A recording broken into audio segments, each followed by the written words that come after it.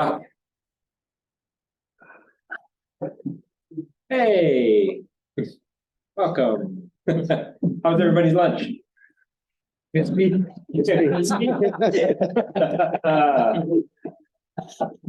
Never again, hey? Never again. Manvinder Sultan Singh Bisla. Grief from your colleagues. Mine was Chris. Kolkata Knight Riders. Very good. Manvinder Sultan Singh Bisla. So this is our ongoing journey of assessment. We are close to reaching the summit. And we are about to go over the top. And then we will have a nice, slow and easy descent down from our journey through assessment today. Hopefully the passion that you exhibited this morning is still with you and will carry us through the afternoon. We'll have an opportunity to look at a few more things, create some learning assessments, material, as well as some learning outcomes, and continue to reflect on what you do in your courses. So again, that practical application and tying it into your course syllabi and the other work that you do in your classroom. Maestro, next slide, please. So this is what we are going to take a look at. We're going to review the concept of learning outcomes.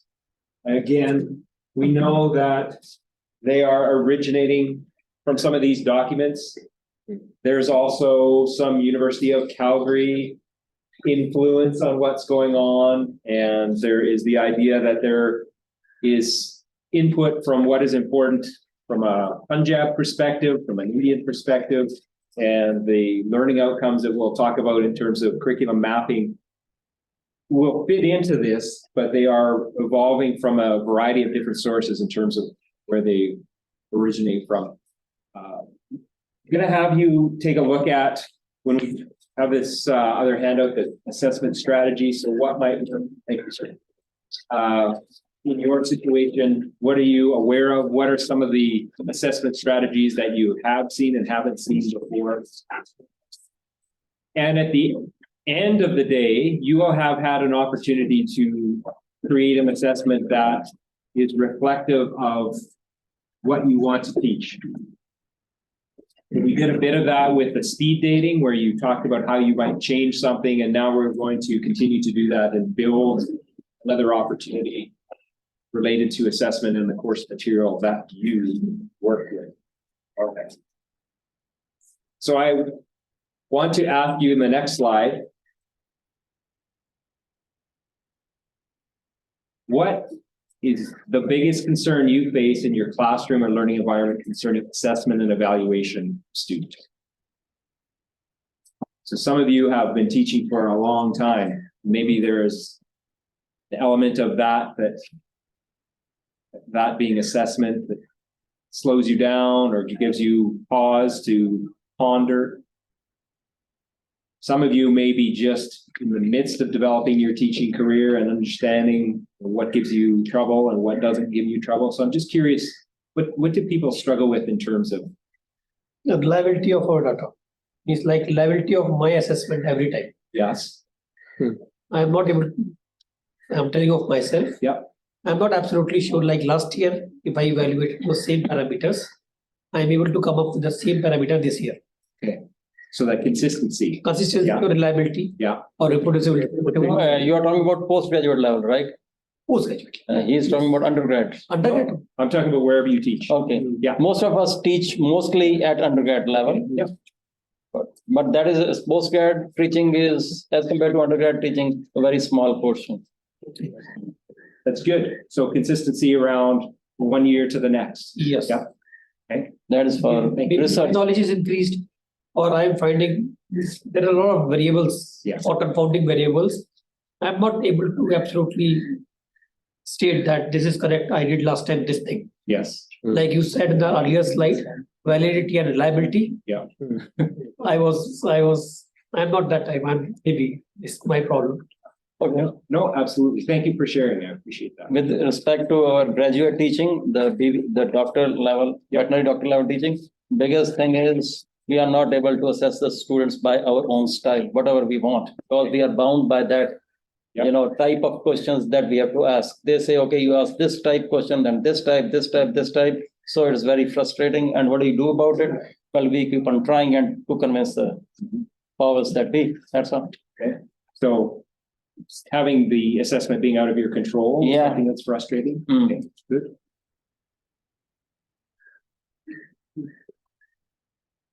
Other concerns that you have?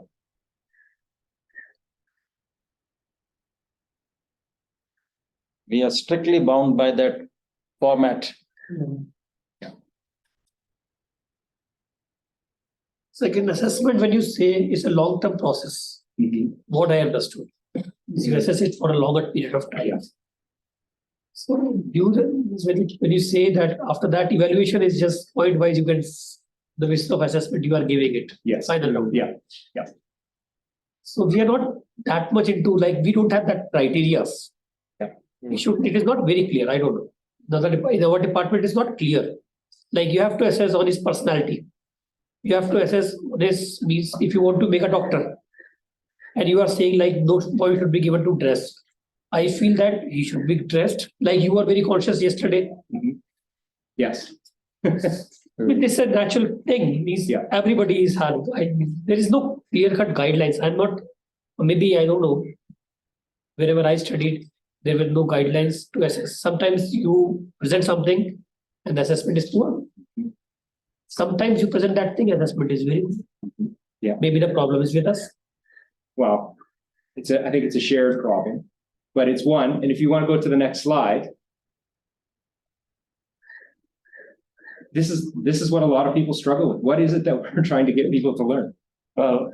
Is it dictated to us? Is it consistent from year to year? Is it, does it change? Is it up to me to change? Do I wait for someone else to change? So it is very difficult for people to feel confident that they know. And that seems really strange as people who are very knowledgeable, practitioners, people who are working in the field, who have great connections to community and that. And when we sit down and we get ready to do our planning, we're still, what are we teaching? Who do we listen to? And it can be very confusing. And you might hear one story from one person, you might hear one story from the next, even though it's supposedly, it's coming out of these documents, right? Like there shouldn't be any confusion around it. But when we start saying, well, these are minimum standards. So then when we add that next layer onto it, who decides what that layer is? Do we do it collectively? Do you do it as individuals who are experts in your field and have been teaching in the area for a long time? And so there's a real struggle in terms of not only do we need to know how to assess, but we need to know what that we are actually assessing. And again, that's why I ask at the beginning to have you think about what are some of the frustrations and some of the elements that you're pushing up against as you're working through this. And often it's that starting point of a lack of clarity in terms of what you're actually supposed to teach. Hey, congratulations. Thank you. The happy supervisor has returned. Yes. Very happy. Everything went well. I just assumed everything went well, so I should maybe not absolutely. make that assumption. Okay. Yeah. Great. Well, we're just getting started. I'll be back. Next slide, please, sir.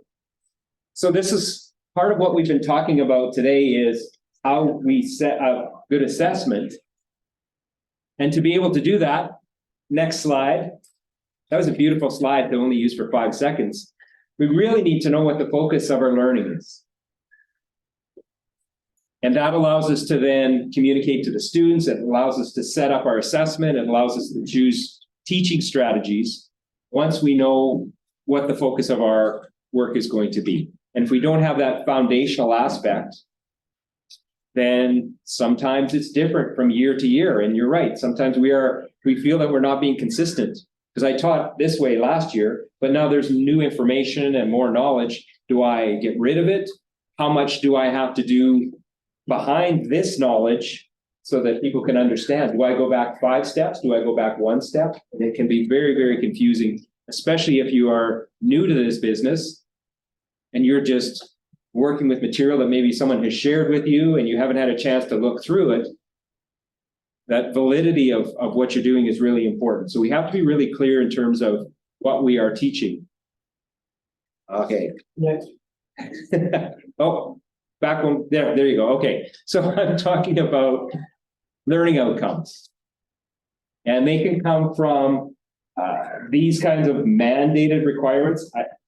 I think if I got 10 cents for every time I held this up, I'd be a rich man today, but this is where they start from. You collectively get together, your dean has a vision of what your program should be. There are those external bodies. Hopefully you are consulting with your, business industry, farmers, ranchers, all of those people who are a part of what goes on to come up with what is important. And remember, I did the little ball of need to know. That's what the learning outcomes are. So we have the need to know. This is the stuff that we focus on. When we have time, we can do nice to know. And then there's that extra material there that we really don't need to pay attention to or don't have the time to pay attention to. Often we are looking at judging the student's ability in these three areas. So you can see there's cognitive, affective, and psychomotor. So the idea is, do they know by thinking? Can they demonstrate that? Can they do a procedure with the skills that we develop with their body parts? Or are we changing their internal ability, their affective with an A, way of dealing with? So it's not just an animal, it's a living being. They're not just doing surgery, but they're repairing something on this animal so it can be productive again, so a family can continue to work in its particular business and help. So that notion of using their heart as well. And that's really difficult sometimes to be able to determine what all of those aspects are. But most of the time you're dealing with these three or a combination of the three as well. And it can get really confusing. And that's why we want to start with just the most important core information, because as soon as you start adding those other layers, then it's really difficult to be specific and to be precise. Learning outcomes. Is it a new term for anybody? For everybody? Have you heard? It's new? Not new. Maybe? Not new. Okay. Excellent. Well, after today, you all know. So it's I refer to some information as cocktail party information. You know what cocktail party information is? So if you're at a cocktail party with someone and you're having your martini, and then you say, well, learning outcomes is this, and they're like, oh, tell us more. And then you have a crowd around you and they're listening to you. So this is cocktail party stuff. So you can sound very authoritarian, very well-informed, and then Disinhibited. what's that? Disinhibited. Disinhibited? Maybe. Depends how many drinks you have. If you are a drinker, yeah, maybe disinhibited. The center of attention. You can use that. Next slide, please, sir. So what the heck is a learning outcome? Plain and simple, it's a statement. The student will be able to do something in some matter at some time. So why is it helpful to have? Because then the students can go through and figure out what they're supposed to do so that they can understand what has to happen by the end. And so if they don't make it, they're not successful, then they can go back and say, oh, well, it's clear that I was unable to perform this particular analysis in the lab. So therefore, or I was unable to be successful 3 out of 4 times. So whatever criteria you would apply to that particular learning outcome. The other thing is it allows them to focus on what's going on. So you can talk about the setting in which this happens. If it is during their internship, the learning outcomes are going to be very different because maybe they are working at the hospital, or maybe they're doing something where they're on call. And so that idea is very different than a learning outcome first year lab, first time doing microbiology, for example, or something along those lines. So it really sets the student up. And if you are assessing them down the road, you have to make sure that that context is what you are saying you're doing. So there's no sense testing them in the field if you're working with them in the lab. I know this is kind of it's common sense stuff, but that's what we're doing today. We're working through this. The other thing is that the learning outcomes connect. So they may build on previous learning outcomes. And I keep looking at the person in charge of curriculum mapping here, and we think about how we introduce learning outcomes or expectations for students. And we may have that same learning outcome in another course, but rather than introduce it, we're reinforcing it. And then in a third class, we may be mastering it. So you can see how a learning outcome may find its way throughout a series of classes. And then students can look at it and go, oh, this is important because it's in this class and it's in this class and it's, oh my gosh, it's in these 3 classes and it's in my internship. So I better get really good at this in a hurry. Because if I don't, all of these other aspects of my learning are not going to be successful. So that notion of scaffolding. The other thing for you is it really helps the assessment and evaluation. And again, we went back, you opened up our discussion today very clearly about, how do I know if I'm being consistent? If we have good, solid learning outcomes, we can map that assessment to it, and then we can feel more confident because it's going to guide us. We know exactly what we need to teach. I think what he meant was about the consistency of his results, research results, right? Like I assess students, Okay, Yeah. I'm not confident. I'm not absolutely sure whether what okay. I None of us are. Probably None of what us I are. guess from him is like, if same question was put last year or last to last year, Mm. and similar content is there, and if he is giving constantly same percentage of marks in terms of out of 10, he is giving 9 or 8 compared to the last time, whether he's consistent in, is that? But if you know what you're teaching, that goes a long way to being comfortable and confident in what's going on. And sometimes it's good for us to look back and reflect on how we have, because we see the same content all the time. Yes. Whereas the students, it's always, well, most times it's brand new, right? It's fresh and they're excited about it. And we can sometimes lose our enthusiasm about it because we have taught it so many times. Not, and that's just human nature. That's just something that happens. But Or being aware of it, I think, is important. Yes. yeah, what that questions, whatever sir saying, we frame like some pillars of any question. I expect at least these 4 pillars or 5 pillars. Maybe fillers inside will vary, but if the student is putting forth all the necessary pillars to make that essay or question short answer, so that 4 or 5 major pillars should be there to evaluate. Based on that, we evaluate. Yeah, and that's part of That pillar we have to decide. And that's part of the structure that we're creating Yes, around yes. assessment. And there are many things that you can do to help with that consistency. Like for me, when I am marking, say I'm marking essays or assignments, I block that time so I don't start on Friday and then take the weekend off and come back on Monday because I am a different person. I feel differently. I'm not. Yeah. So I will always block time to mark everything at once. Yes. I will also, the one that I start with, or the first 5 that I start with, I will go through, I'll evaluate them, and then I'll come back and I'll reevaluate them to make sure that I wasn't in some strange mood getting started at the beginning of my assessment. And by the time I got to the end, I had changed my thinking so that, again, I am trying to be consistent within that 1 year or within that one assignment. So there are lots of things you can do just to make sure that you are not, they talk about buying a shirt that was made on a Monday versus a shirt that was made on a Friday. And, sometimes the sleeve's longer on one or the other or whatever, just depending on what kind of week the person had. And so when you're doing your assessments or your evaluations, it's good to have that ability or that time to be consistent. I'm sure other people do that as well, but that's just something that was shared with me early on because you think, oh, I'm tired. I'm only going to do a few of these tonight. I'll mark a few tomorrow. But you're a changed person from one day to the next. Or you have tools like rubrics, for example. And so your rubric can be a way of being consistent from one year to the next. And we'll talk about that a little bit later as we move on. That's a really good question. Really good way to start things off. And the other thing is that means if there are, let's say, 5 or 6 questions, you can mark them like first question Yes. for each student and then go for the Perfect. second one. Yeah, It makes the things easier and that's again, really good advice. Next, we're just screaming through these slides. Okay, so here's another thing that maybe you have seen before.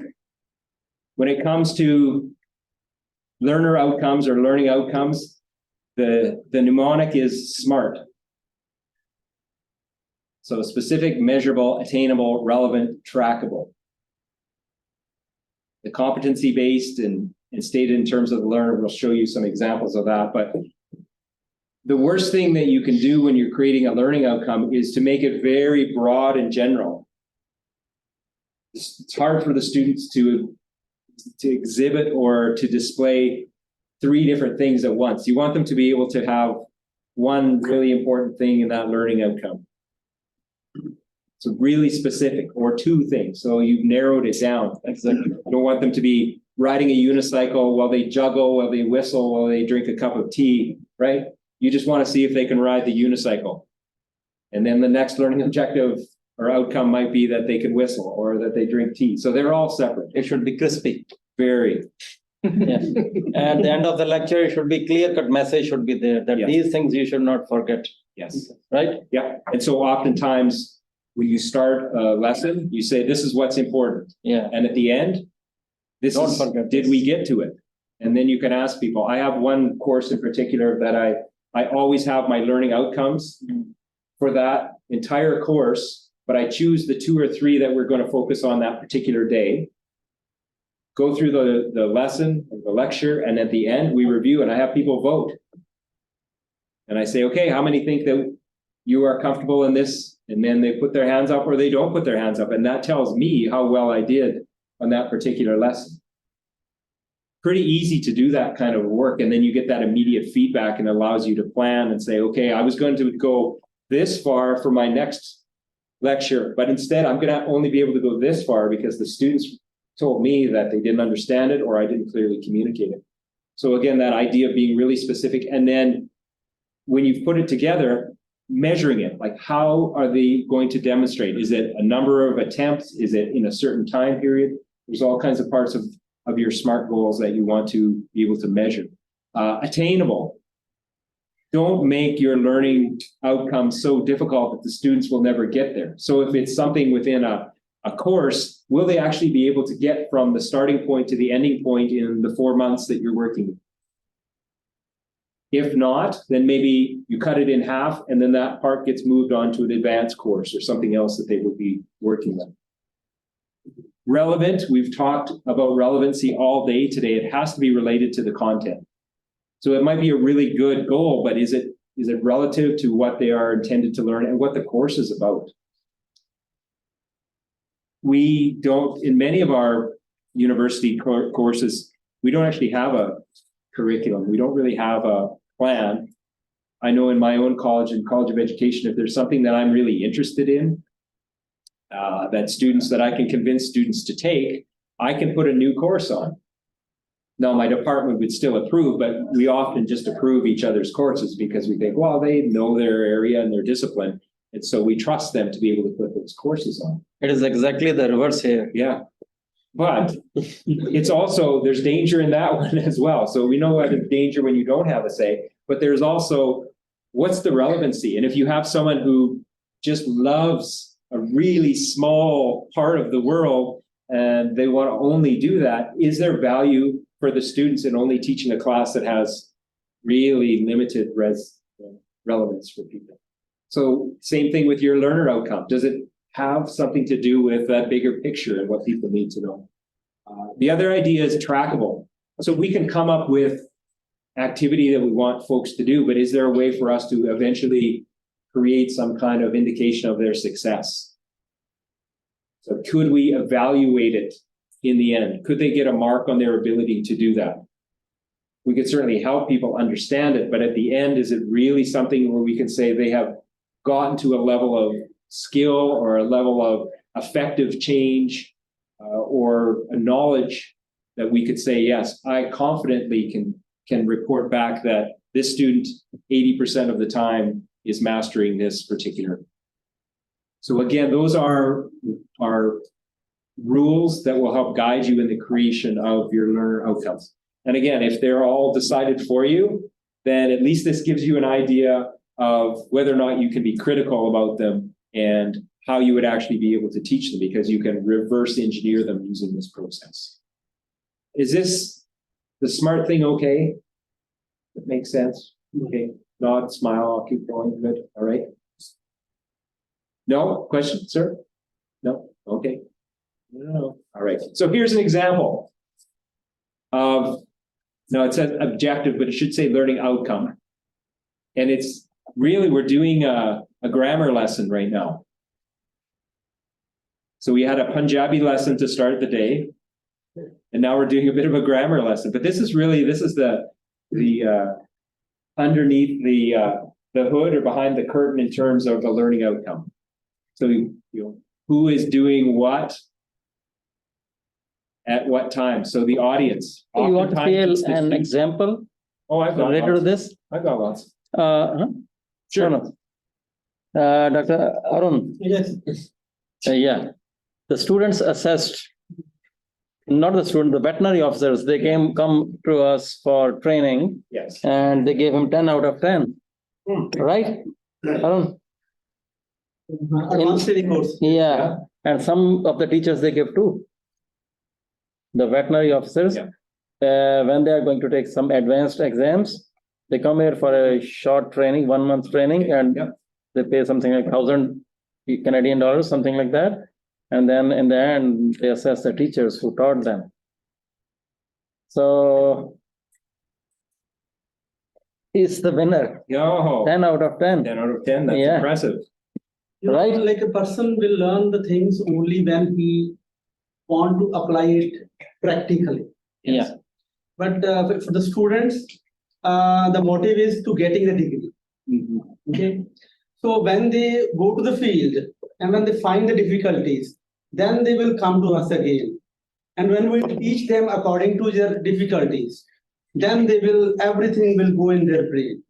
Otherwise, I have seen in the class only 10% students are there, which take 90% or 95% of what you teach to them. Only 10%. 90% they are only coming for 75% of their lectures. attendance, because Attendance, you need yes. minimum 75% Minimum 75 attendance. has to be there. But I have seen the students when they feel the challenges, Then they come then they come. with real purpose. Yes, with their open mind. Yes. Otherwise, it's just a formality. I want to 75% lectures and that's it. And 50%, 60% marks. So- We have taught everything is in their degree program, but they are not they At are that not time. grasping it or they are not retaining in their mind. At that time, But when we are going for another course, which will be charging handsome money, then they are ready to come and they're grasping everything. that's why I said you should in, Well, and to bring it back to what we're talking about today, there's your opportunity to create the learning outcomes based on what's gone on. So if you're working with them before, you may not have the opportunity, but when they come back, then what you're doing is fine tuning. Fine. Yes. So you're saying, your audience right now is the students, but when they come back, they would be the veterinarians, right? They would actually be people who are in practice. And then, so give me an example of something that everybody comes back with and they need your help. Overu, Since respect last, me. I should tell you, like since last Oh, hello. 10 years, I'm taking anesthesia classes. Yes. And I'm telling you that how to go from pre-anesthetic evaluation to pre-anesthesia, then induction, then maintenance, recovery, and monitoring everything, Yeah. all systematically. Yeah. And when they go to the field, then they forget everything. And when they come for the course, they're interested in anesthesia because that's a big part. Yeah. Surgery is not a big part, anesthesia is a big part because that's a risky. Okay. Okay, so this is one of the examples that people, they want to learn the practical things. Although like it starts, So give me a specific example of what you teach them when they come back. So the vet, and what are they going to do? Understands how to give anesthesia to a cat. to a cat or to Okay. a dog, yes, Yeah. cat, yes, Okay. yeah. At what age is the cat or the dog? Means like Like a puppy it can or- be, it can be a small puppy, it can Okay. be a geriatric dog, or it can be a middle-aged dog. Okay. So but they will find out that each and every patient is different while giving anesthesia and how to judge it. Then we teach them. how- And there are no doses are titrated to effect. Yes, titrated to effect. Yeah. So what you've done there is you created a learning outcome. So the vet will give anesthesia to a small cat You know, so it's really specific when they come back. Yeah. That's a great example of your ability to understand what has to happen and to put it in a statement. So you know that if they're unable to perform that task, they haven't met the learning Yes. outcome, right? Yeah. This is good. I didn't know where we were going with this, but we were able to steer it back to the idea of how we create learner outcomes. And each one of you may think about what you do in practice and how you would change the specific activities that the students have to be able to demonstrate.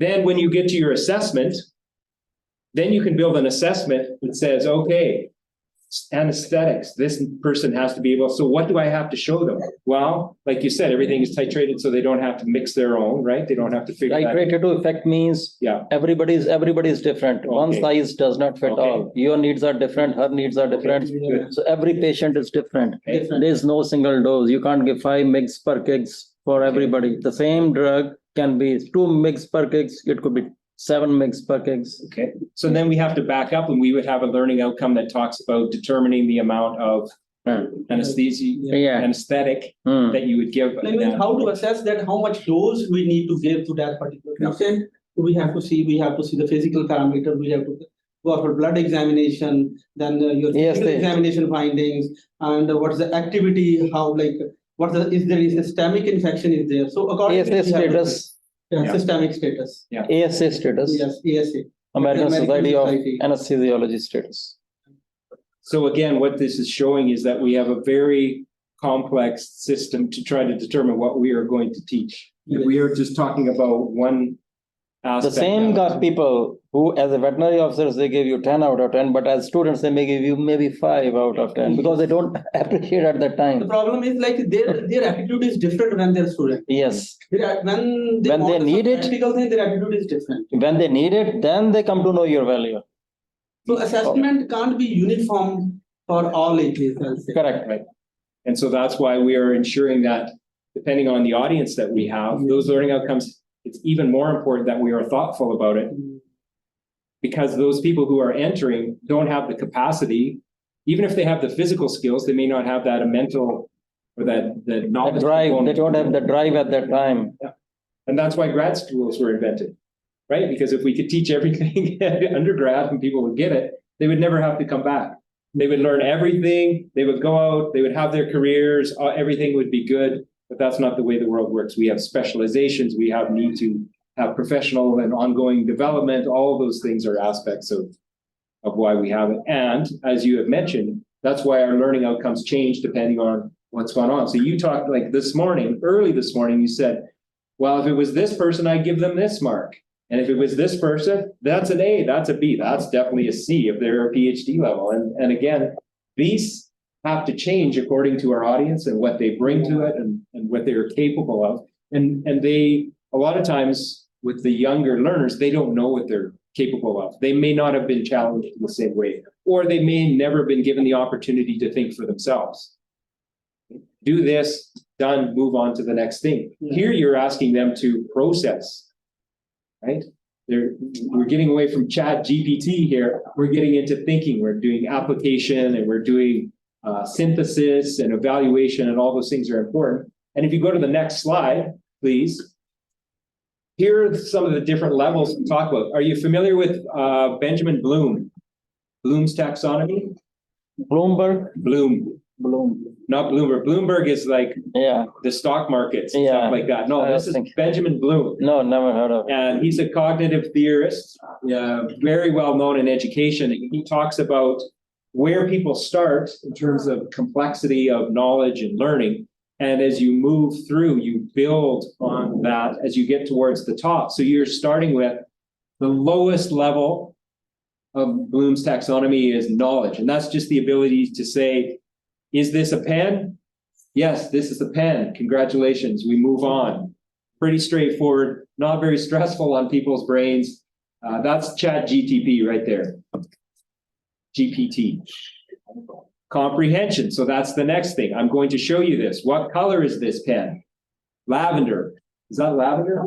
Okay. Yeah. Good. So you're not just recognizing it for shape and that it has a color, but you can identify the particular color. And I may my learning outcome might be the student can identify the color of a pen 10 times out of 10. So there's my learning outcome, very straightforward, but it does have a place.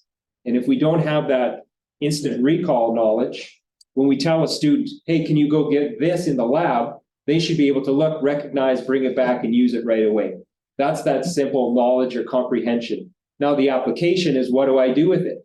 So if I'm going to stick with the pen thing, because this is where I got started. A learner will take a pen and write their name on a piece of paper. So it's, okay, I know this is a pen. The student will take the lavender colored pen and write their name on a piece of paper. They have to identify and then do something with it. Next part, you ready? This is such an exciting adventure with the pen. It's almost crispy, but it's not quite. Okay, analysis. What's gone on? So the student has chosen a lavender pen and written their signature on a piece of paper in a way that is legible. So I'm not just writing, but now I have a certain criteria. And then we continue to move through that whole thing. A student will be able to look at a series of signatures on a piece of paper done by people, and you are able to connect that signature with an individual. It gets more complex as we move through it. And the student will decide which of the 4 signatures on the piece of paper is the neatest. So that's the highest end, that evaluation, where they are suddenly the ones that are making the choice. So we've gone from this is a pen to I think this is the best signature on the page. Each one of those represents a different level of understanding, a different opportunity for you to do assessments, a different way that you would plan your instruction. And depending on what you do, and again, I'll go back to the curriculum mapping, you need those 1 and 2 level outcomes. Right? You may say, well, I work at a university, I teach, I am a knowledgeable professor, I profess. Why would I have to worry about whether or not someone knows how to hold a pen or use a pen or even what a pen is? Well, if they don't, then none of the other stuff happens. So when we look at our curriculum mapping, we do have to have those basic elements, even if it's something that happens in the first week or the first day of your students being here. You have to be able to say the student can identify a pen 10 out of 10 times. Excellent. We're never going to have to go back and teach that, but it does become really foundational. And this is as you write your learning outcomes, or if you think about what your students need to know, oftentimes we focus on the really high-end stuff. So we've talked about professionals and how they are going to be interfacing, how they need to communicate. Those kinds of things are at the top end, but without the basic skills to support that, then they're unable to get to those things that we aspire to on their behalf. More cocktail party stuff. Bloom's taxonomy. You will often see Bloom's taxonomy in a triangle or a pyramid, where the knowledge is at the bottom, and as they move up, you do less and less, and it gets more focused as you go through. And that idea of synthesis and evaluation are hard to get to and involve a lot of the other basic activities being mastered before you get to that very top of the pyramid. So when you go home tonight, you can go on Google and you can show your family Bloom's taxonomy. But as educators, that's now something that you can think about. Now, am I having my students challenged enough? Do I have so much stuff at level 1 and 2 that they're really not progressing in a way that I would like them to? Or do I have too much of what I do in my class at the evaluation and synthesis level, but it's not grounded in that core material of that important content that makes up our discipline? So you want a bit of a balance, but oftentimes that's why we talk about Bloom's as a pyramid, and I apologize, I should have had a pyramid there, is that you'll have a lot of that basic recall, and as you get closer to the top, you'll have a narrower range, but it's very important. Same as the idea of the different kinds of assessment. But what are the different kinds of assessment again? Formative. As of and for. Okay, good. Right? And so we talked about a mix. We want a lot of for, so the formative might be at the bottom, right? And as we get up on our pyramid or our triangle, then we have a lot of, and at the end, as, there might be a little bit of as at the top. It's the same idea here. Are you confident that you could say, I have a general understanding of Bloom's taxonomy? Yeah, Good, just like pyramid of learning, yeah, right? brilliant. That's excellent synthesis. But again, it's something that when I've talked to you as a group or talked to you as individuals, you discuss that notion of, I haven't had the background, the theoretical training, the parts about being a teacher outside of looking and doing and modeling. These are some of the things that will help you understand. They're kind of those core teacher tools that you need. You talked about pillars. This is a really important understanding pillar when it comes to education, because it guides what you do in assessment and your teaching activities and the other materials that you work with. So that's, for me, that was really important to be able to bring it in today. Could we go to the next slide, sir? Now, if you open that link, is it going to open?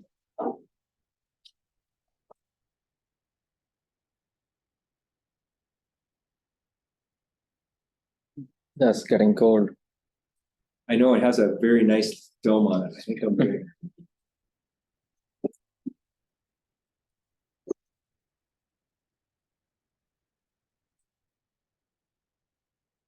Like that. Not only is he handsome, he's talented. Really? You betcha.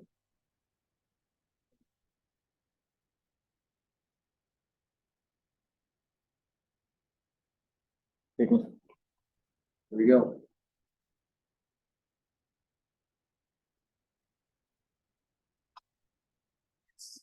Okay. Here's a really interesting tool that I wanted you to be aware of.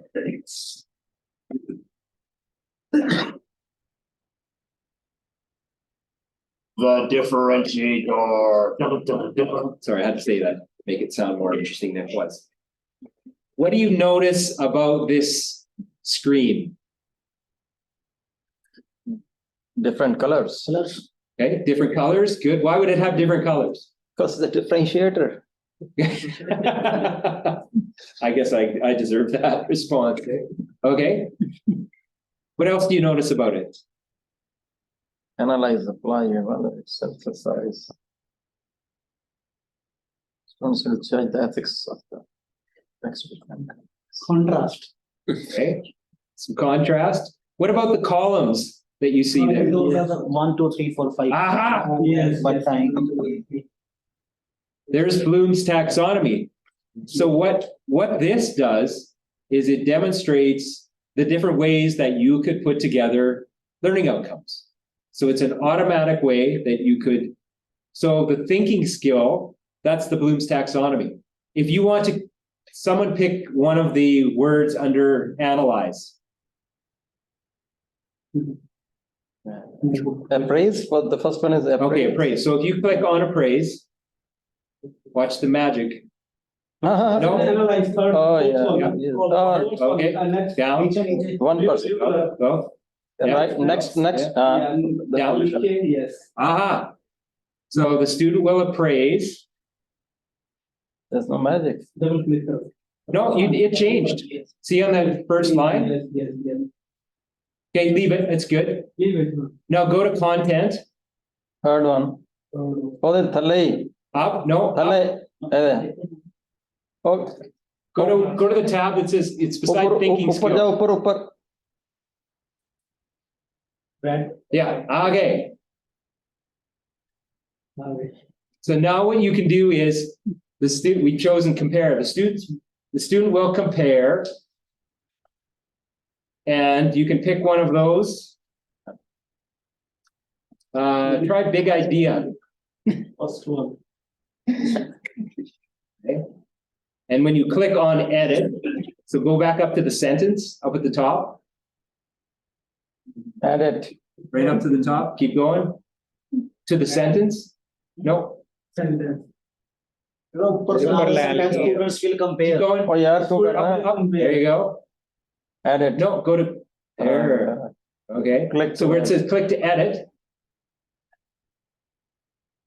Huh? there, now you can type something in. So what do you want them to compare? What big ideas? Think of something in your practice. Well, So, okay, type in bovine versus, canine yeah. No, keep typing after bovine, space, versus VERSUS. yeah, that's good. And then canine. Good. And now go to resources. So go down to the green tab. You're doing great. You're gonna be a professor by the end of today. Okay? What do we want them to use for the resource? We want them to be online, textbook, magazine, newspaper. What resource would you like them to use? Encyclopedia. Encyclopedia. Okay, go to online encyclopedia. No, down one. Below online. Good. Okay. Product. What do you want them to create? So right now it's an essay.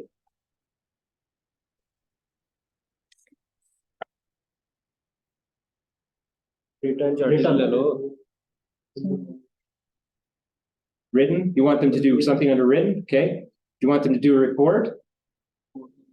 Okay. So click report. And then go to groups. You want them to be in a group?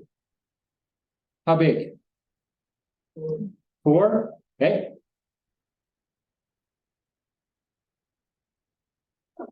Good, so it's changing. So the students will compare the idea of, it did say bovine versus canine, using an online encyclopedia and create a report in groups of 4. So you have a really specific example of what you want the students to be able to do. And now how would you assess that?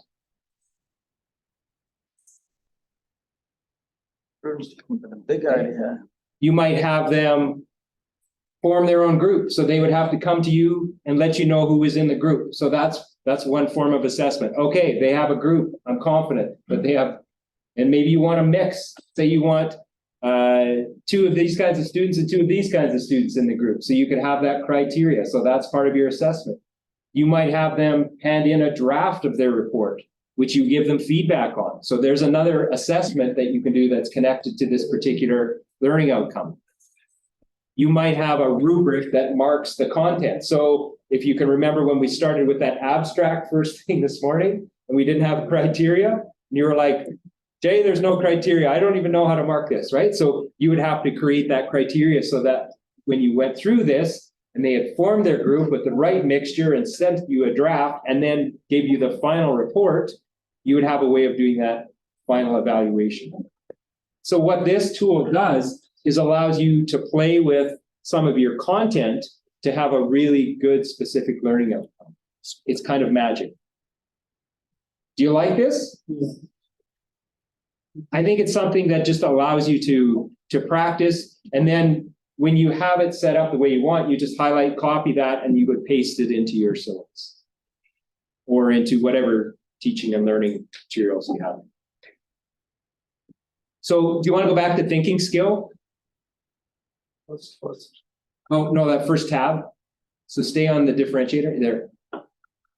Now, again, if it's a basic skill, you might start under remember, and all you would do is have the students list the 5 stages of a particular process.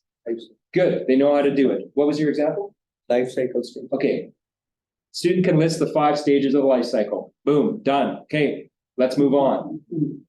Straightforward.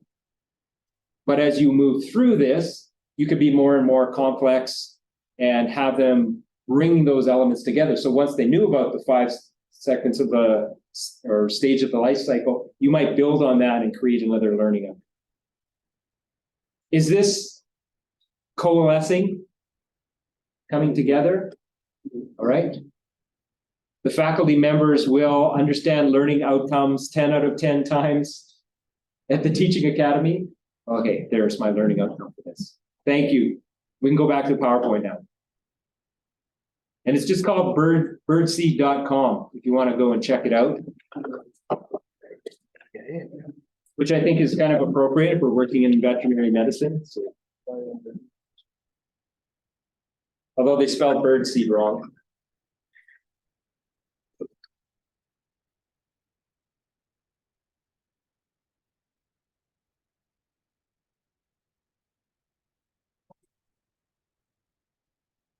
Ready? Okay. Just a couple of, no, can you go back? There, oh, no, there. It's not quite crispy enough. It's not crispy, right? Make it crispy. Good. I mean, Dr. Sani, Mr. Crispy, yes, okay. Next slide, please. So here's an example. Here's a learning outcome. By the end of the course, the students will be able to, so we are talking about at what time by the end of the course, who, the students, and what I want them to be able to do, produce professional quality writing. So I would have to have examples of what professional quality writing is, so they know what's expected of them and have gotten feedback throughout the course from me. So when we get to the end of the course, they would hand something in that I would say, this is a professional quality. Or they can effectively communicate the results of their research finding and analyses to fellow classmates in an oral presentation. Oh my gosh, we talked about this morning as well.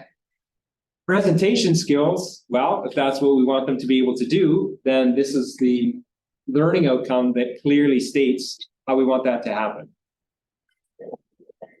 And I think it's fantastic that we had such a good conversation about it, and then it shows up here. So those are examples where you would look at that and say, okay, I understand what I have to teach. A student could look at that and say, okay, I understand what I have to learn and show my professor, my classmates to be successful. Is that, if you think about what we just did with that differentiator, can you see how this is connected to that process? So the verb here is produce. So it's maybe a little bit on the end of it, in terms of it might be a level 1 or a level 2, maybe level 3. But at the second one, effectively communicate, that's something where they actually have to synthesize a whole bunch of information and then be able to share it. So that's going to be further up on our Bloom's taxonomy. Sir, next slide, sir, please. But how do we get there? Well, if you can see this, I'm sure you all have a copy of this at home, memorized. It's from this beautiful document, Veterinary Anatomy. And what your job is to take the expectations from this document and turn them into learning outcomes.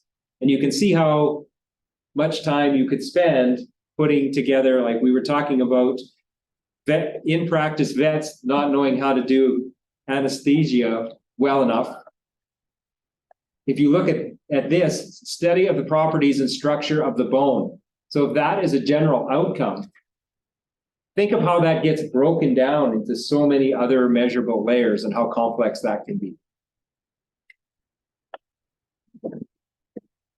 If I go to the next slide, that is from the OIE. It's a little better, but you can see under animal welfare, they've got specific learning objectives for this competency include the day 1 veterinary guide, graduate being able to explain, identify, know.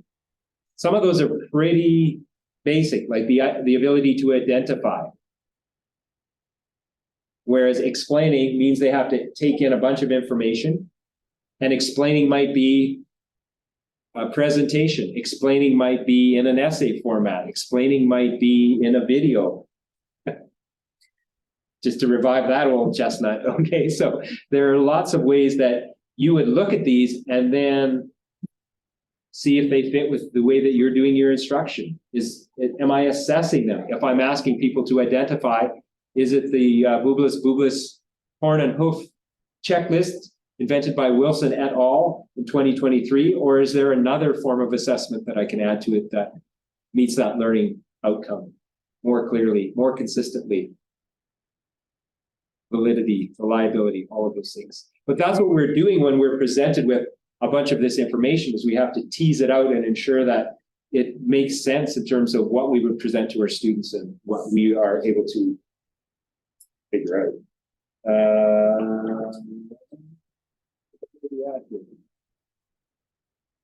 Oh, I think if you go to the next slide, I think I just blew that one up. So those are the same learning objectives or learning outcomes.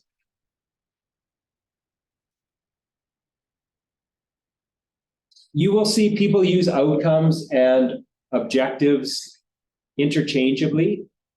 That's another mistake that people make. Learning objectives is aspirational. We hope that our students would get to this point. We're working towards this objective. It is our energy that is taking us towards it, whereas an outcome is something that you have to meet. So when we have outcomes-based learning, it means we have to meet that outcome. Where we have objectives, it would be really nice if the students were good at it, but they're still learning and maybe. So that is a really, again, just like evaluation and assessment are seen as one thing, but they're really different. Outcomes and objectives are the same way. And if you start talking to your students in terms of learning outcomes, it means you have to do this. It's non-negotiable. It means you'll be successful. It means that you'll be accredited. Whereas when we're talking about learning objectives, we're just working towards it. And we can't always say with confidence that. So again, this is something that next year when the new documents come out, I'm sure it will not say learning objectives, but it will say learning outcomes, because then it's not negotiable. Next slide, please, sir.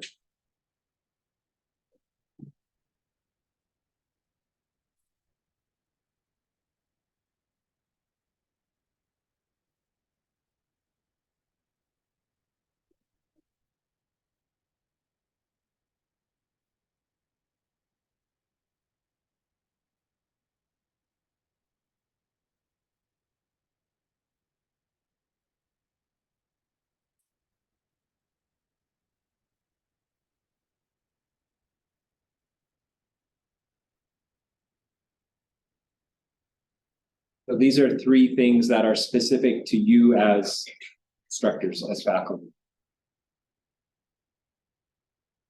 And again, I understand that there are some things that you would like to change that are out of your control. Many things. Those are often the minimum requirements. As you start to add those layers, then you can reflect and you can think about what you want to do. The idea that you have control over the standards within your course.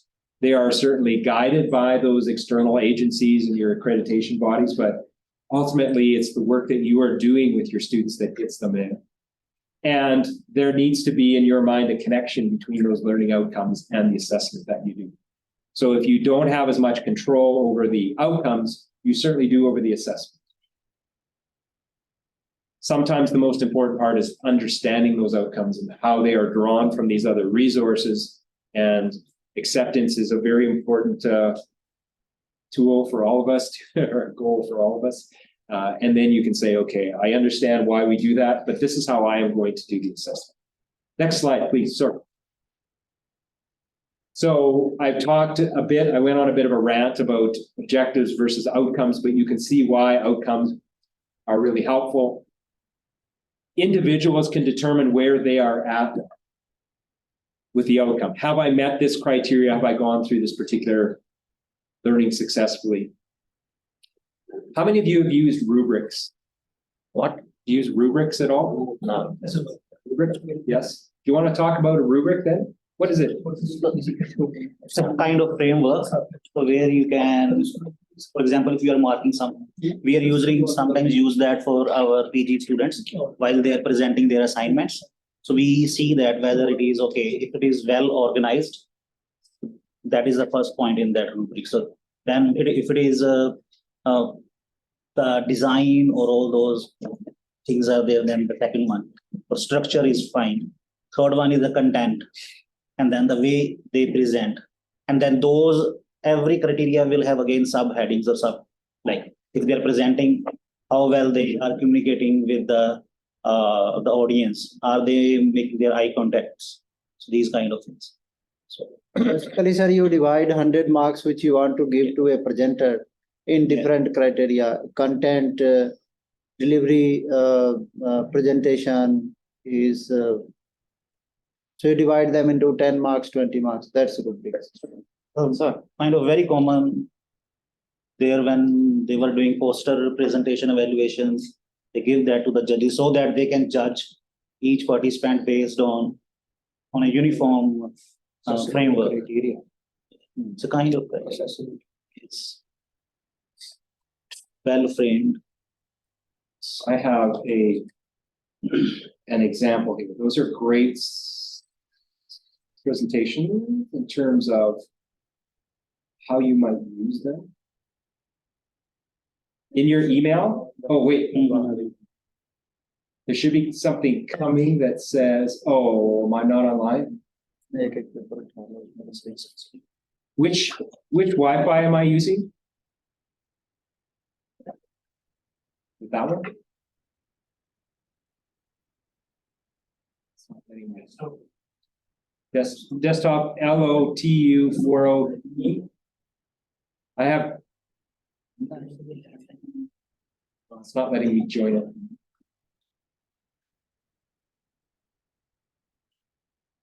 I'll just do. Wifi कड़ा भाई Okay. Password देते हैं ना Take. Hello दस दे थानू ही दस दे कोई नहीं अच्छा अच्छा he told you the password actually. Now I get to pretend I'm one of you. Because people come in and have you sign things. What did I just order? I ordered some helium. What? No, okay.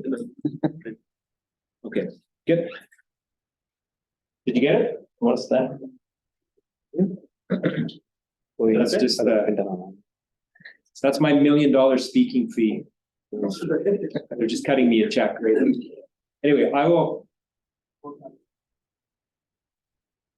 was hoping to send this to you. Oh, yeah. Is it J3PMVO? That's the one that just came online.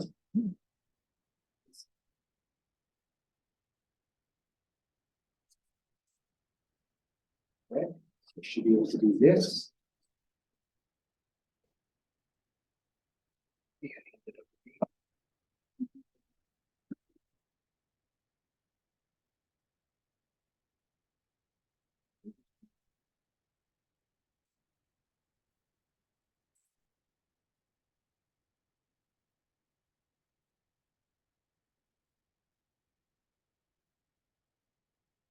So,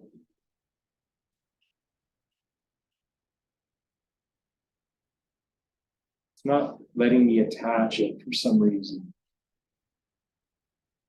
Mine's it.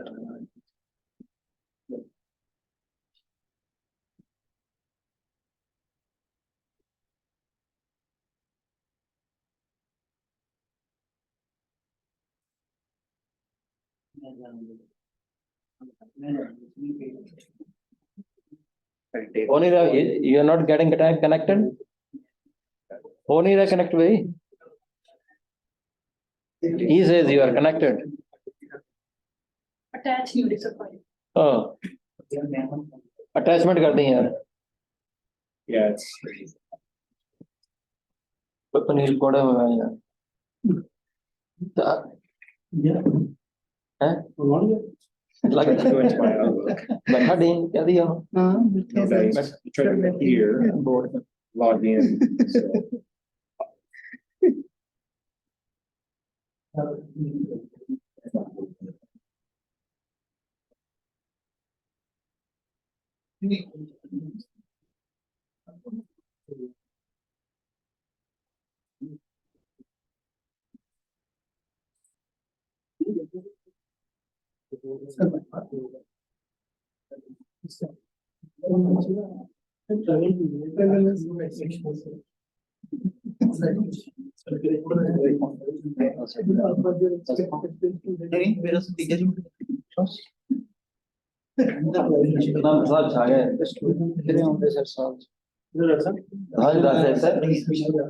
मान गए sir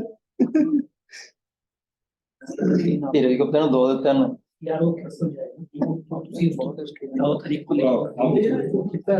Thank you. Okay, I'm going to not show you a rubric, but I had one here. My good colleagues ਕੰਮ ਕਰੀ ਜਾਂਦਾ ਵਾ। explained how they would use it. Oftentimes, a rubric is set up to make it easier to identify what you're doing because it has criteria. So are you at the basic level? Are you below that basic level? And as you move through it, those descriptors can explain how you are able to be successful in terms of the rubric. And I have an example here, but obviously the internet is not being my friend right now. The idea of a lot of these things we've talked about, the steps for improvement are reflected in your rubric. So that may be the introduction to a core concept, and as people move through it, you can use the same rubric again and again to assess them. So early on in a course, you might use that rubric to give them feedback on what they first see or what they first learn. And as they get more competent, then you can say, oh, well, when you started, you were here. And as we move through it, you are now at level 2. And at the end of the class, maybe you're at level 3. So those descriptors allow people to move through what's going on. In one line, what would be your gold standard of a good talk?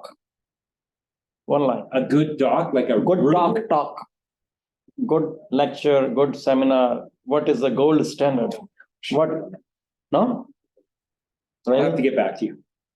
I think it would be, I think that making everybody understand what you are trying to say. Yes. That's number 1. And of course, content and presentation, they also. But making think that- everybody understand like you are doing is a gold for me. I think it would be a gold standard, but it's not always achievable for all kinds of reasons.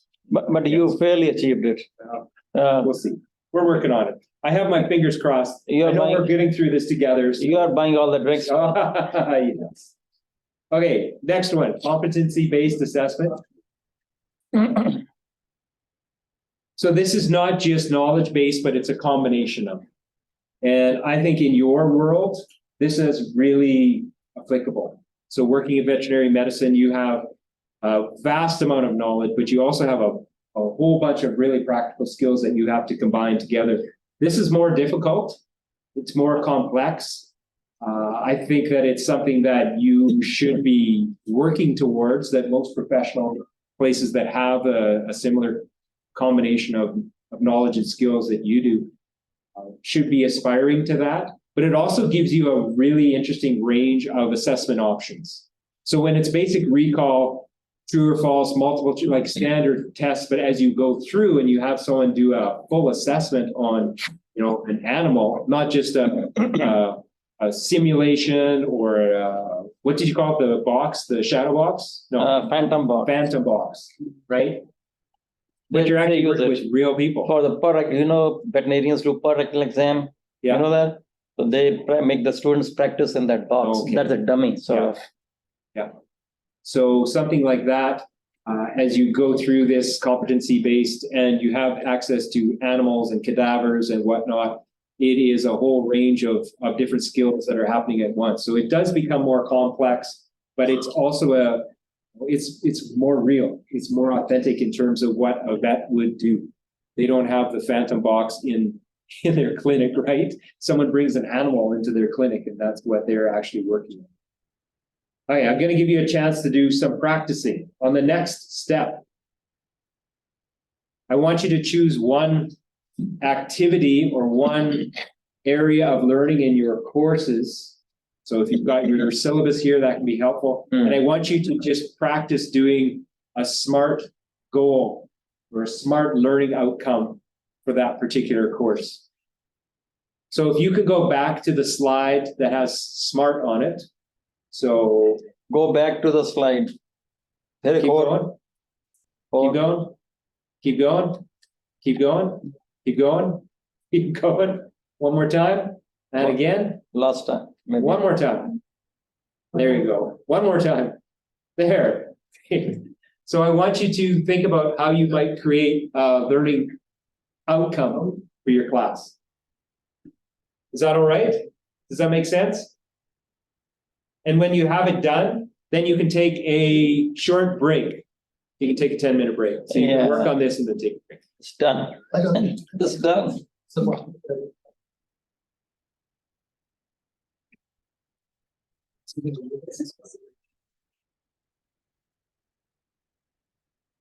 Okay, you have to, And I will let you self-monitor your break and your creation Yeah. of your goal. So if you get it done right away, then you can do that. If you prefer to stay and work on it, by all means, whatever you would like. trackable, I could not understand trackable. Yeah. Could you once more? Feedback, trackable, right? What is trackable? Trackable means that you're able to Track it. record it. Record it, okay. Relevant, attainable, measurable. All specific competency based, always stated in terms of the learner. First that, The student will be able to do this task expertly this many times. Okay. If you think back about how we created that one Done. together. done Okay, write it down. So you don't forget it. on the scale of Whatever scale you want, 1 to 10. you're the Well, teacher. I would say I would give 10 out of 10 to all, but in the end, I will give it 0. Oh, Because that's what my course is. There's no practical. How can he learn when he hasn't done anything? No, it is on the rats or mice. Yeah, Then why don't you bring your yeah, to your clinics. to the hospital? Yeah, they say, oh, we have got a next class at 11:30, so. They've got all sorts of excuses because as you said, they don't want to at this state, Yeah. When they need it, then they will come begging.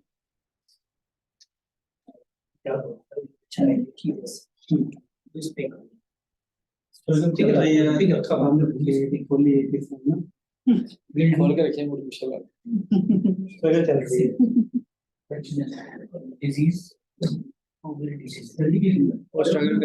नहीं वो Okay, done. take a break. Okay. Got it? Stand up, walk around. No. अभी करने गए IDP वाले NA पे है देखो यार मैं पास से ये वही क्लास में टीम सब बताओ हाँ करना Sure. Is there any way that I could get on? Yes, he's. He's working on it? Yes. I just want to print off that paper for the finance guy before I leave today. Yes, that may be detail. Yes, so I can access that once I get online, and I'd much rather go online here.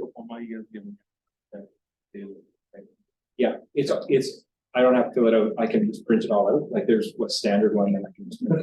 It's got all that stuff on it. But if I do that now, then it's done.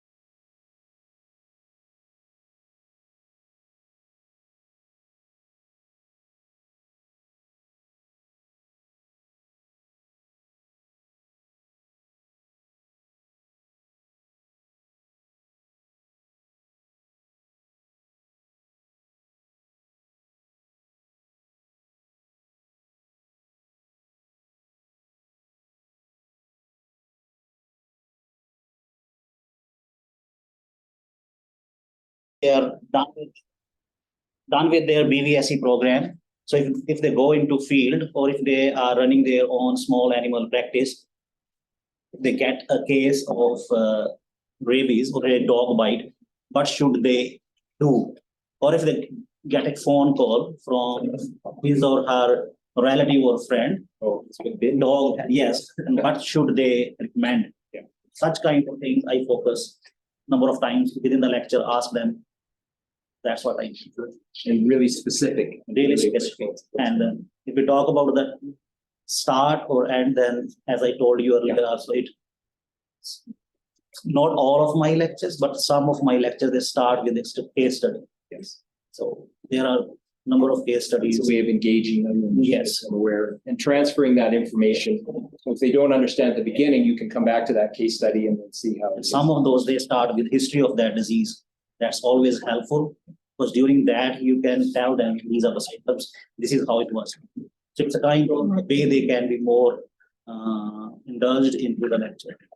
But it's for some of the lectures, not all. I am trying to update every year, so cannot do means for each disease, but as many as I can, hopefully in coming years will be done for most of my. Well, I'm certainly impressed. I mean, I know that you know your work, but your ability to tease out those really core concepts is important, and it is the basis for the assessment. So if we look, can you go 2 slides up? So we're not going to take a break. Go 1. Now another one. There we go. So what you have done is established what we need to teach. And it may have seemed like a bit of a long journey, but that's where we got to today, that thinking of where you're at. Now the next part is tying it back into assessment. So this morning we talked about different ways of assessing, but now we're going to talk about some specific strategies. So if you go to the next slide, this is the other handout that you got this morning. And this is talking about the practical ways that you're able to apply an assessment strategy. So we've got the learning figured out. Now we have to think about the different ways that our students would be able to show us how they can achieve those learning outcomes. So when we look at it, is it through some of the examples you had where you are thinking about a real life experience, or is it what they might be creating? These are arranged in terms of different ways that they can share the information. Do you not have one of these? Or you do? Okay, I was worried that you didn't. No, it's good. But think about something that might be a good fit with the particular way that you are teaching and that basic level. So if you are the people who are creating the foundational work, I go back to the stepwise, for example. How would you be able to have them demonstrate? And if you look at this, some things would fit really well. So you may have them go through and do reflective journaling, for example, which you could then go back and look at. Or maybe you do a straightforward test, and that's your way of determining if people have achieved it. For those larger program goals or course goals that aren't related to a specific like lecture or whatever that the two of you did a great job of talking about, that's where you may have an assessment that is ongoing throughout the entire term, and people are adding to their knowledge, and you can see that growth and you can determine how they're making their way to it. So it's really up to you to make sure that there is a good fit with the learning outcome and the particular assessment. And again, these are some of the different strategies, and maybe some that you are very familiar with and maybe some that you use on a regular basis. But it's also a good way to make sure that you are meeting some of those criteria in terms of a variety of assessments. So if you look at this and automatically you go to the box that says tests, and all you're doing is just testing, then maybe there's the opportunity to look at some of these other strategies and apply them to what you're doing in your assessment. And each one of these can be an assessment of and for. They can all be examples of evaluation as well, where you can decide that this is what I'm going to do to make a grade appear or make a number appear that's related to my student. But it's also really good to think about different ways that you could be innovative. And I suggest to people to, like we did today, reflect on the assessments that you use now and maybe find one a year that you change. I don't recommend that you look at your course outline and go, oh, I want to change every single one of the assessments because it takes a long time for reliability and validity. But if you find that there's one that's not as good as the others, or one that you don't feel is as effective, then you can go to a list like this and look for alternatives to try to get a better match, or to try to find something that fits a little bit better. If you go to the next slide, this is also where we're thinking about where our learners are in their journey. So are they just coming into your course? And maybe it's a pre-assessment. So that's where you might use something like a survey or a self-evaluation. And you might ask people, you know, what do you know about particular chemicals? And what do you know about pH levels? Have you ever measured that?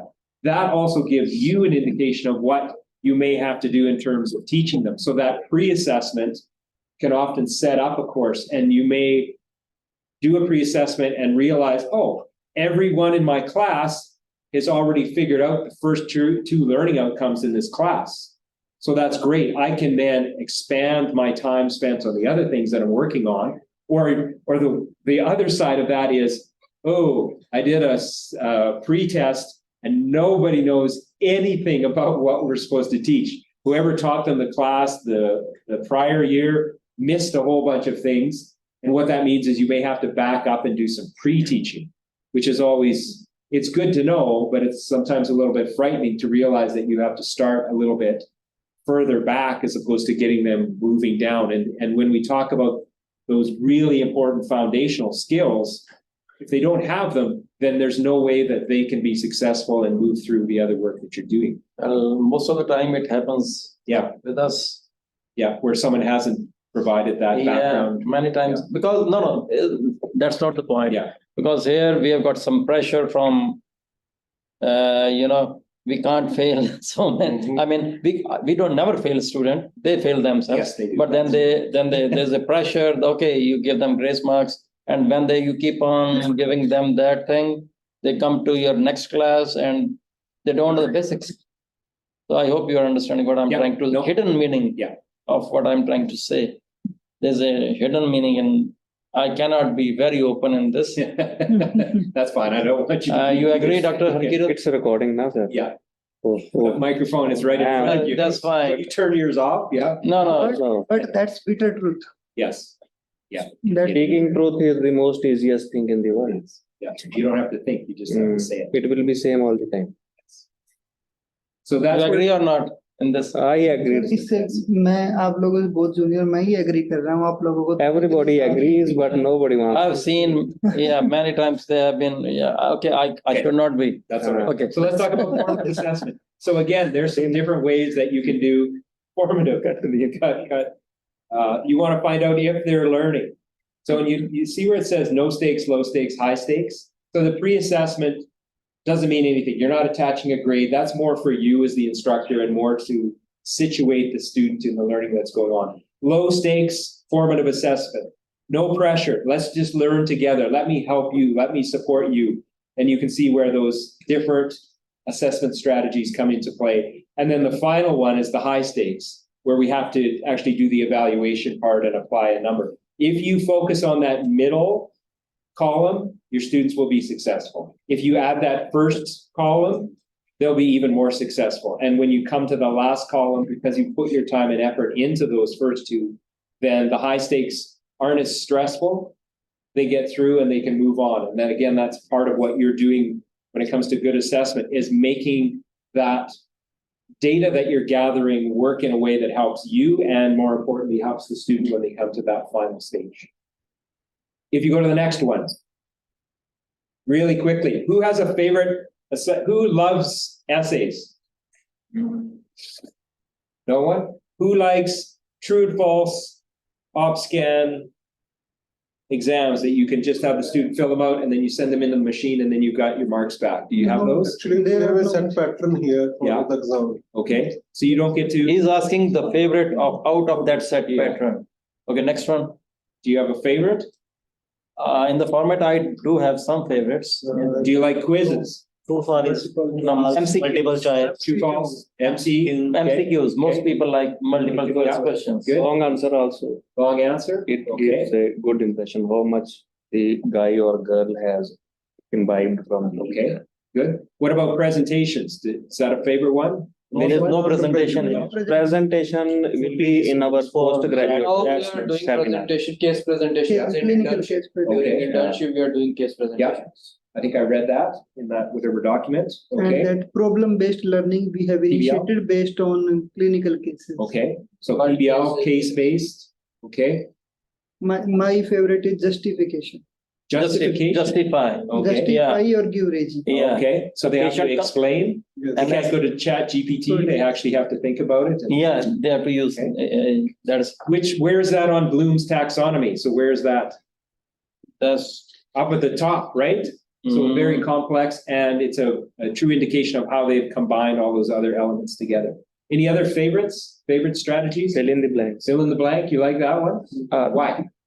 They will truly again judge the person. Okay. Multiple choice, so you have 4 hints, so you have 25% probability. And you can remember two. Yeah. The students are telling, sir, you remove this portion. I told them this is the portion to differentiate the A graders from the B graders. Okay, good. True false means teacher will be somewhat, you can say, considerate, okay, there are 10 true false, let me give them 6 true, 4 false, so that they don't fail. But in filling blanks, it's all in their hand. Okay, let me give you an example of, even MCQs, same Okay. MCQ, I can ask it in two styles. One is, okay, a dog comes to you with parvovirus, which fluid you will give after the following and at what rate? The answer is ringer lactate and blah, blah, blah, this rate, okay? That's simple. Yeah. The other type is, I would say you are working at an emergency clinic, a dog comes in and his PCO2 is so much and his SpO2 is this much and he is so much hydrated or dehydrated, which fluid you will give and at what rate? So instead of that, so let him scratch his brain. And these type of Yeah. questions nowadays, they are very common in competitive exams. Yeah, Okay, Because So- these competitive exams, Yeah. yes, and I would, statement-based questions these are. so are they your favorites though? yeah, You like- real life scenarios, real life scenarios. Grounded? Yes? The real life Real, scenarios. Instead of straightaway asking, okay, which fluid and what rate, you just put them a case. Actually, and- because of the time frame, at this point means in exam, we have to be short and crisp. Yes, Because the student has to finish the exam in yeah, that's the problem. That's the problem. Ask a question of 5 liners. I'm bound. That's Time. Agree, you should not be short and crispy. Yeah. But That's in, exam, it needs to be short. 24 MCQs, there will be 10 pages. Boom, boom, done.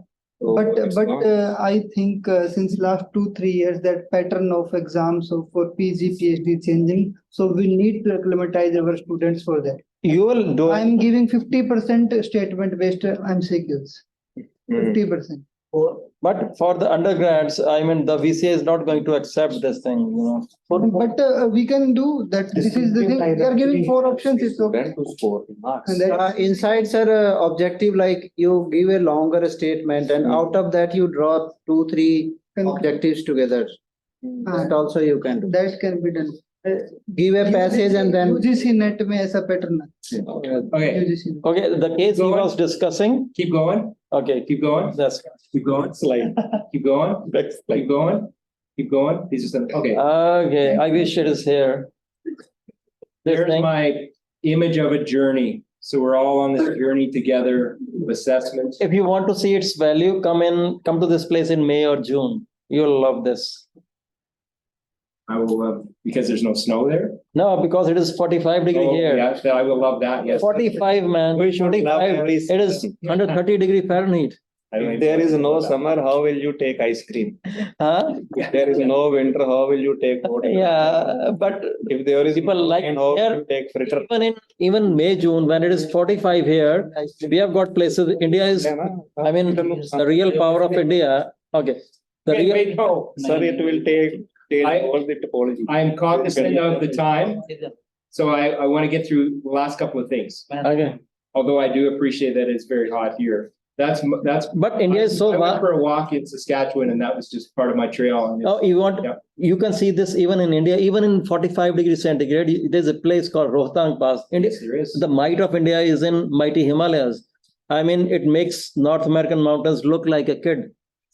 We have got top 10 mountains in the world, more than 8,000 meters high. So if you go even in May, June, when it is 45 here, it is minus 20 there. I've been to that same June 6, my WhatsApp previously picture, it had, I was standing in Baralachla Pass and it's minus 20 degrees. Same day here, it is 45. So we've got a lot of variety here. So, I mean, if you want to see, as he said, you can go to. It's on your hand. Okay, next slide. Each and every season.